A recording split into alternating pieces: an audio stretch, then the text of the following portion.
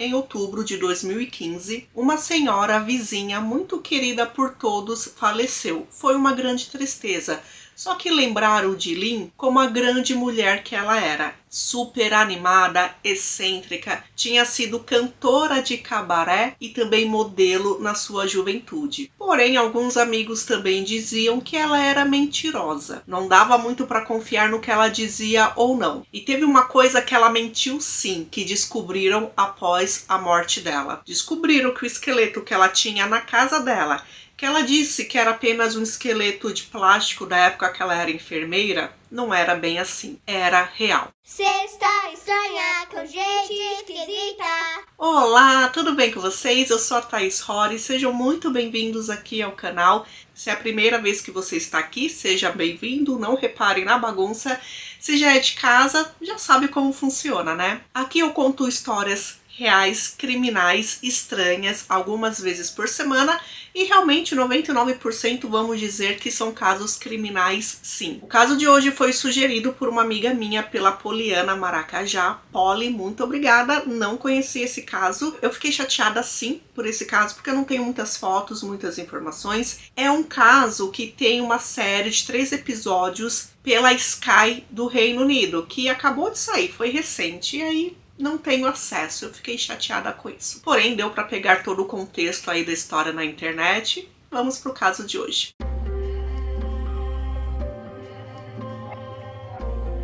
O que não faltou na vida de Lee, desde quando ela era criança, foi emoção. Não necessariamente coisas boas, porém a vida dela não era uma linha reta. Lee em Sabine teve uma infância bem difícil. Ela tinha uma irmã mais velha e as duas foram abandonadas pela mãe chamada Margaret quando Lee tinha 5 anos de idade. Ela cresceu em uma cidade que era conhecida por ser uma cidade mineira, de mineração, no país de Gales. E por que a mãe dela fugiu, gente? Tinha sim um motivo. A mãe dela nasceu em uma família super respeitada de trabalhadores, frequentavam a igreja, só que ela se voltou para a vida do crime. Disseram crimes menores, como pequenos roubos e furtos. Só que ela foi acusada de roubar um talão de cheques de um banco específico, então por isso ela tornou-se uma fugitiva. Quando os parentes não podiam mais cuidar das crianças, cada menina ficou dividida em uma família entre tios, avós. O Estado resolveu cuidar delas, e aí foram buscá-las, elas teriam que viver em orfanatos. A família disse que lembra das meninas gritando, não querendo entrar no carro, chorando, esperneando. Imagina o trauma que foi para elas, né? Você perder a mãe, depois você ficar pulando de casa em casa de parentes, seu pai não estava nem aí para você, e aí depois você ser retirado à força desses lares. O pai delas, chamado Ronald, casou-se novamente. E a partir desse momento que ele casou, ele disse: agora eu consigo dar uma boa estrutura para as minhas filhas, e retirou elas do orfanato. Só que aí elas já estavam chegando à adolescência. Lee era uma garota muito rebelde, muito briguenta, rabugenta, que debatia, não aceitava as coisas facilmente. E foi difícil para o pai cuidar dela. Ele tentava controlá-la e não conseguia. Alguns parentes disseram, bom, aí, né, a gente tem que ver que opinião, bom, não sei, a opinião deles, tá? Disseram que Lee era uma garota malvada, ela tinha uma veia maldosa e era uma criança diabólica. Eu nunca convivi com uma criança desse jeito, então eu não sei exatamente o que eles queriam falar sobre isso. Só que a gente tem que lembrar que, a partir de um momento, principalmente antigamente, que as crianças não faziam o que os adultos queriam, elas poderiam ser chamadas desse tipo de coisa. Como o pai não conseguia cuidar de Lee, ela foi para casa de tios dela, de um casal que não podia ter filhos. Nesse momento ela tinha 16 anos de idade e, apesar de ser uma adolescente revoltada, uma prima dela dizia que os tios cuidavam muito bem dela, a mimavam como uma filha que nunca tiveram. Então dava tudo o que ela queria, roupas boas, boa alimentação, tudo, gente, não faltava nada. E também amor. A tia dela era uma enfermeira assistente e ela encorajou Lee a entrar também nessa carreira, a fazer a faculdade de enfermagem. Então, pela primeira vez na vida, parecia que Lee estava animada.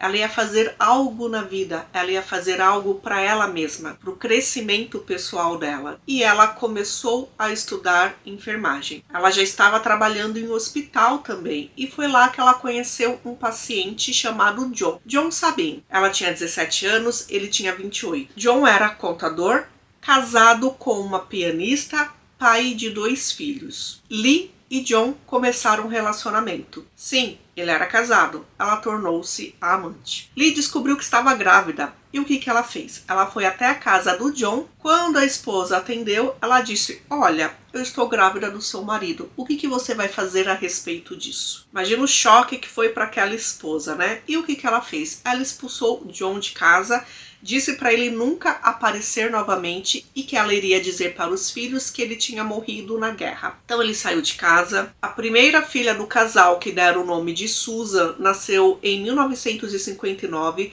quando John ainda não tinha se divorciado. O divórcio saiu somente em 1960 e foi quando os dois se casaram. Nos 5 anos seguintes, o casal teve mais 3 filhos: Steven, Martin e Jane. Nessa época eles mudaram de uma cidade de Kent para Hereford, as duas na Inglaterra. E depois eles foram para um outro país, para Nova Zelândia. Isso logo depois do nascimento do 4º filho, em 1965. Quando chegaram na Nova Zelândia, eles tiveram o 5º e último filho do casal, uma menininha que deram o nome de Lee-Ann, que nasceu em 1967. Aí tem algo que aconteceu na Nova Zelândia, gente, que ninguém sabia. As pessoas só descobriram depois que Lee morreu. Então, assim, enquanto estava lá na Nova Zelândia com o marido e com seus 5 filhos entre 2 e 11 anos de idade, eles simplesmente pensaram: vamos fazer alguma coisa da nossa vida. Eles simplesmente sumiram. John, que era contador, ele seria preso por fraude, então ele precisava fugir. Só que eles resolveram fugir e deixar as crianças.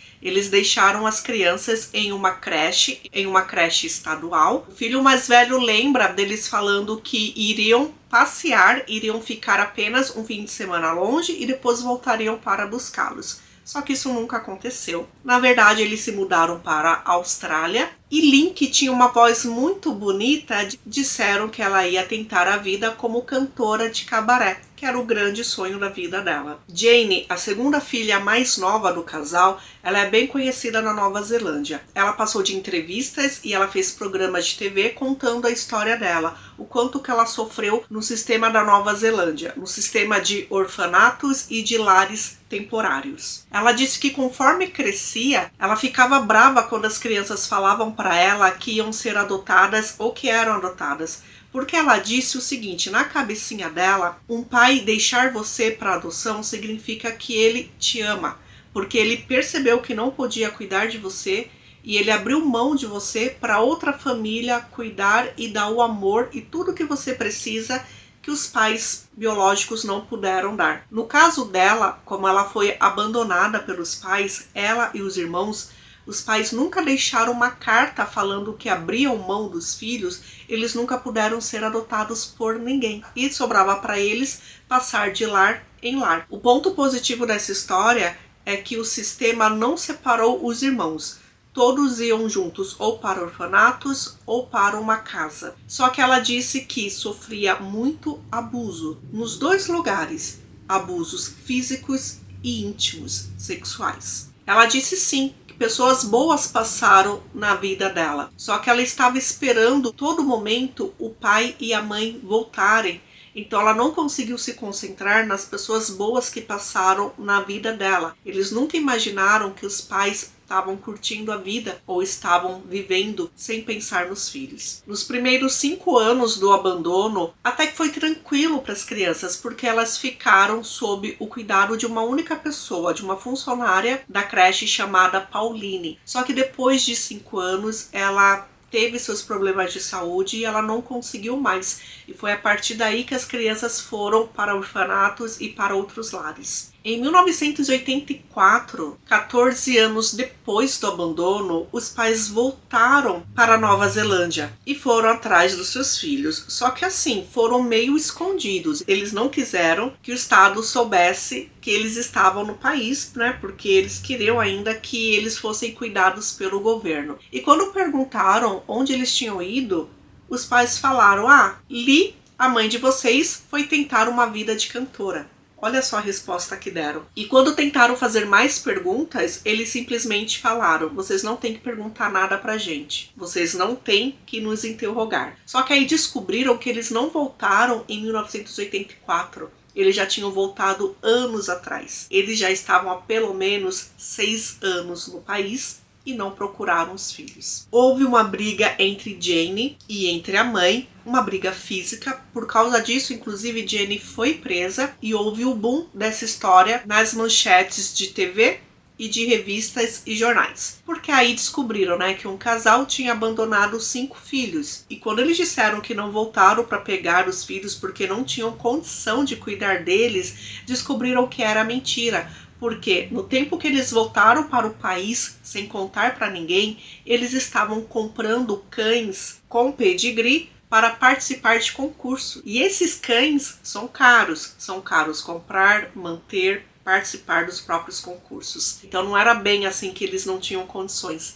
Inclusive, a Nova Zelândia até cogitou, por causa da revolta da população, que eles poderiam pagar, restituir todo o dinheiro que o governo investiu na educação das crianças, né, no cuidado delas. Só que na verdade isso nunca aconteceu, o casal nunca foi processado pelo país, só que como eles estavam na mídia, o que eles fizeram? Eles fugiram mais uma vez. Eles voltaram para o Reino Unido. Aí não tem muita informação do que o casal fez durante alguns anos, só que em 1992, Lee vai para a mídia, ela dá entrevistas porque ela foi demitida do trabalho dela de vendedora. E segundo a empresa, ela foi demitida por causa do tratamento dela com os clientes. Só que não é como se ela tratasse mal os clientes. Ela disse que ela era simpática, ela chamava os clientes de queridos, querido, querida.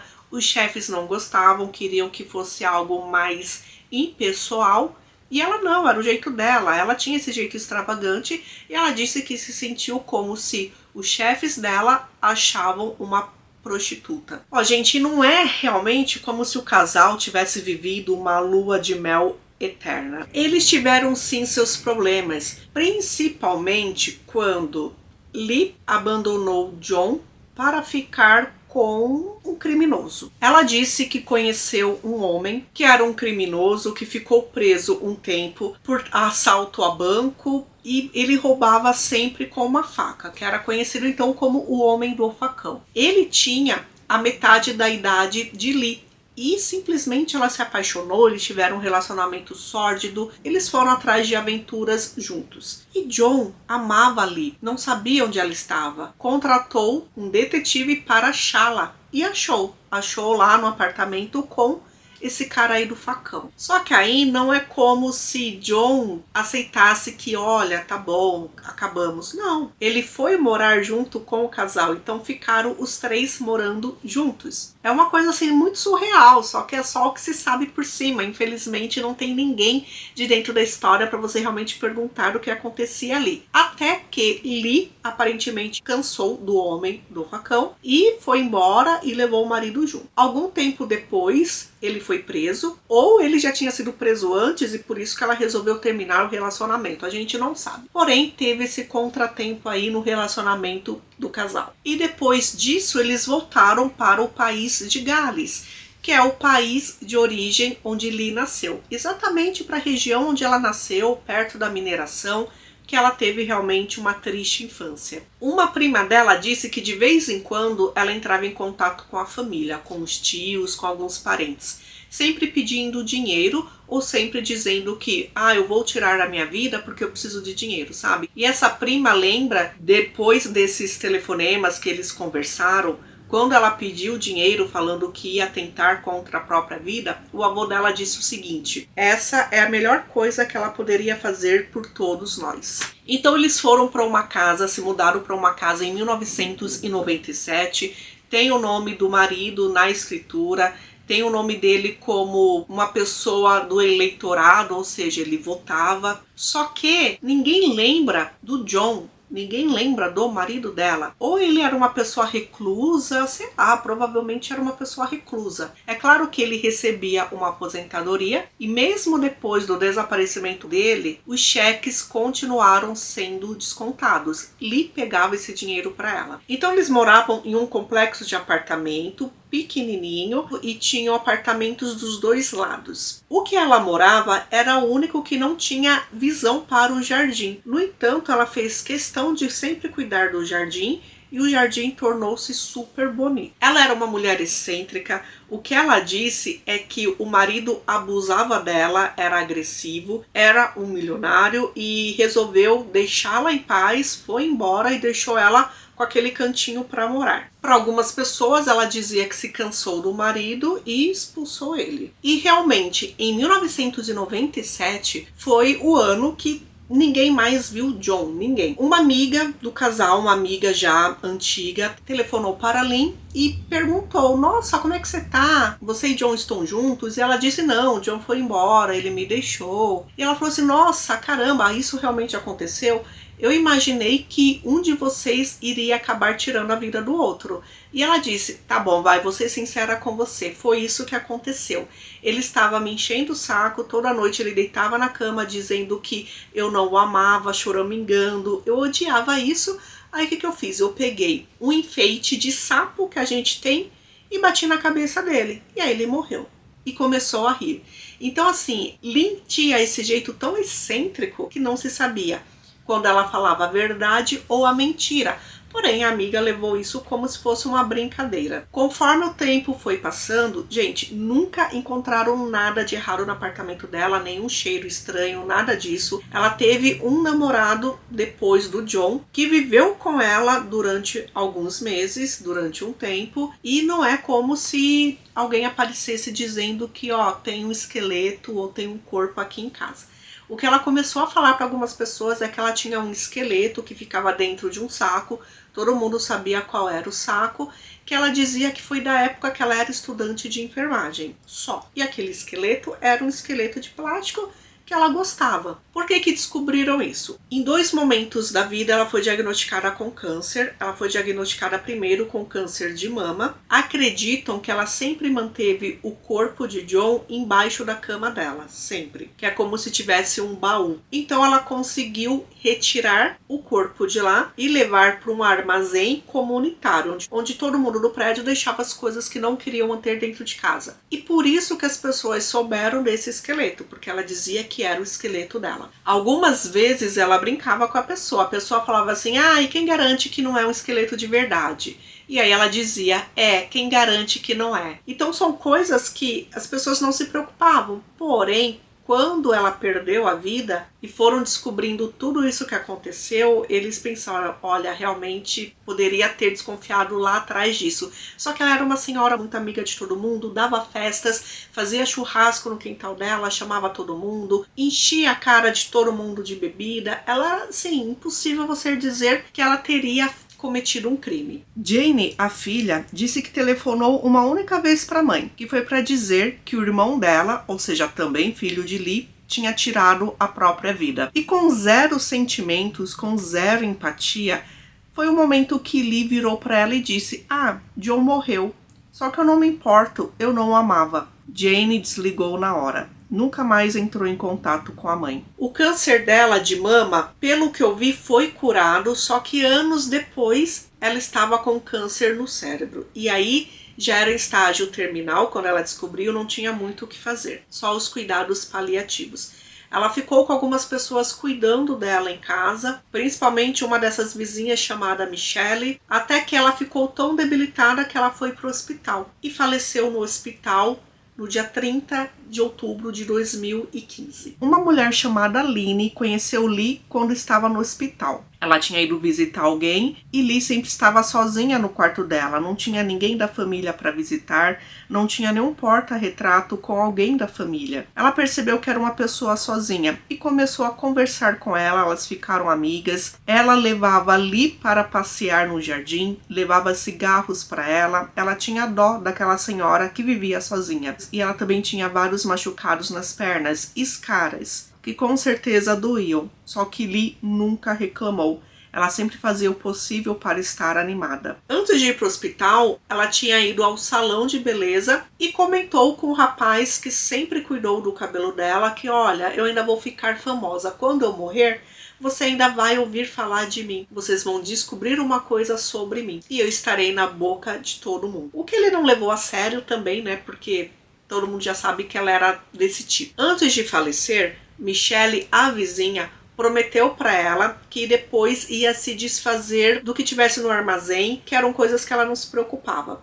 Principalmente o esqueleto, poderia jogar direto no lixo. Houve a morte dessa senhora e antes de se desfazer realmente do esqueleto, Michelle resolveu dar um susto em alguns vizinhos. E nada melhor do que assustar uma pessoa com um esqueleto. Então ela pegou o saco onde o esqueleto estava. Eram sacos dentro de outros sacos, dentro de outros sacos. Era um objeto de certa forma pesado. E logo que ela conseguiu tirar todos os sacos, saiu um líquido. E ela logo percebeu que não se tratava de um esqueleto, pelo menos não de plástico. E ela ligou para a polícia. Quando a polícia chegou, levaram aquele saco embora para investigar. Sim, tratava-se de um corpo que estava mumificado. No decorrer dos anos perceberam que Lee, ela colocou dentro de sacolas, depois ela ia lá, colocava uma lona, colocava outro tipo de saco, e aquilo mesmo sem querer fez com que ela mumificasse o John. Nesse momento, sem saber, sem entender toda a história, Michelle foi presa, porque ela foi suspeita de ter feito alguma coisa com aquela vítima que estava no saco. Quando descobriram que não era bem assim, ela foi solta, só que já tinha todo o trauma, né, de ter encontrado a múmia e de ter sido presa por causa daquilo.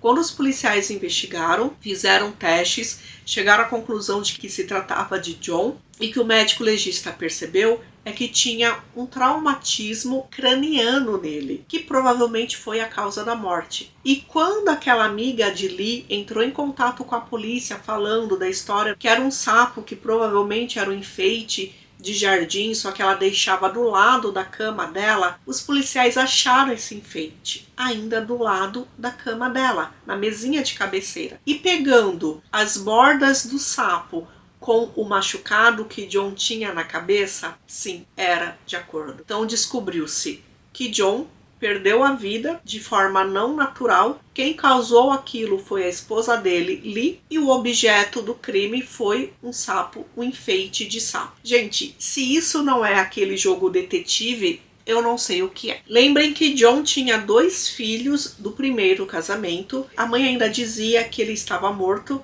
porém eles não tinham certeza.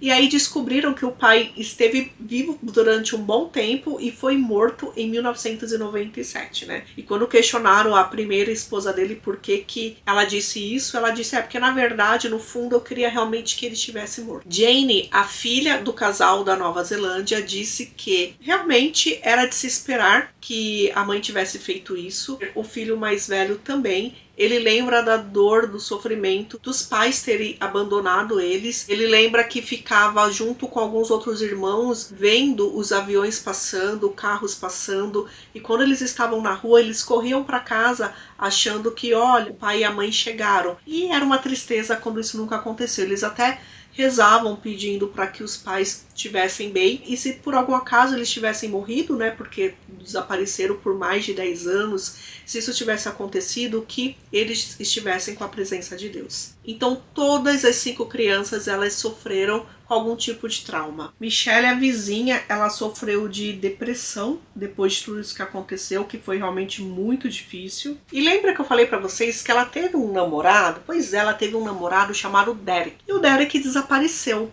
assim como John. De repente, um dia ela falou para os vizinhos: eu botei ele para correr porque ele estava com vários problemas com a bebida, eu não gostava, e é isso, botei ele para correr. As filhas de Derek disseram que ela maltratava o pai, ela era tipo a rainha do gelo, fazia os homens se apaixonarem e depois descartava. E aí, com a desconfiança que ela tivesse feito alguma coisa contra Derek, não, descobriram que ele morreu, só que não por causa dela, né? Apesar de alguns amigos de bar dizerem que foi por causa dela. Quando ela deu o pé na bunda dele, ele caiu mais dentro da bebida ainda. Então ele passava o dia inteiro bebendo e depois disso, alguns meses depois do término do relacionamento, ele faleceu. E o que acreditam que foi por causa realmente do coração partido. E aí, gente, quando ele morreu, vocês não têm noção. Ela escreveu uma mensagem que saiu no jornal. Era como se fosse uma despedida, descansa em paz, sabe? Uma coisa assim bem falsa, que a família de Derek achou bem falsa. No geral, gente, as pessoas não sabiam dos seus filhos. Algumas pessoas sabiam que ela teve filhos, só que morreram. Pela forma que ela dizia, dava a entender que ela tinha sofrido abortos espontâneos. Alguns anos antes da morte da mãe, Jane realmente cumpriu e não entrou em contato com a mãe. Só que a filha de Jane torcia para que as duas voltassem a se falar.